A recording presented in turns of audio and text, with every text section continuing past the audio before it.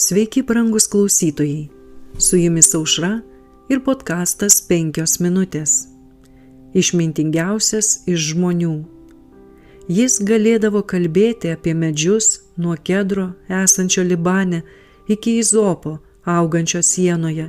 Jis galėdavo kalbėti apie gyvulius, paukščius ir žuvis.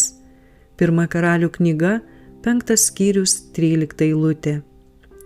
Bėgant metams ir Saliamono šloviai augant, jis stengėsi pašlovinti Dievą, tobulindamas savo protinės ir dvasinės savybės ir stengdamasis perduoti kitiems tas palaimas, kurias pats gavo.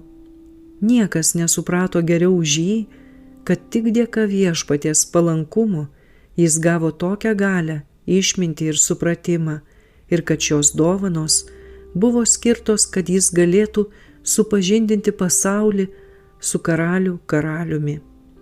Ypatingai Saliamonas domėjosi gamta, tačiau jo tyrinėjimai neapsiribojo nei viena konkrečia mokslo sritimi.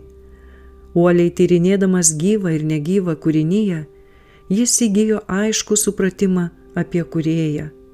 Dievo išminties apsireiškimą jis matė gamtoje, mineralų ir gyvūnų pasauliuose, kiekviename medyje, krūme, gėlėje. Jam vis trokštant žinoti daugiau ir daugiau, jo Dievo pažinimas ir meilė jam nuolatos augo. Saliamono dieviška išmintis atsispindėjo ir iš jo šlovinimo giesmėse bei daugelyje patarlių. Savo patarlėse Saliamonas aptarė švento gyvenimo principus, kurie yra dangiškos prigimties ir turėtų vadovauti kiekvienam gyvenimo poelgiui bei vesti į pamaldumą.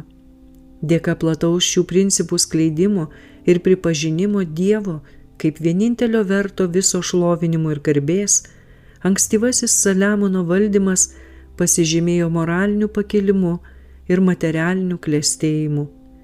Jei ir vėlesniais metais Saliamonas būtų įsiklausęs į šiuos nuostabius išminties žodžius, o kad tas, kuris pasakė, teisiųjų lūpos sėja išmanymą, patarlių 15 skyriaus 7 eilutė, ir kuris pats mokė žemės karalius šlovinti karalių, niekada nebūtų savo piktų liežuviu ir pasididžiavime bei pasipūtime pasisavinęs garbės skirtos vieninteliam Dievui. Su jumis buvo podkastas 5 minutės ir Aušra.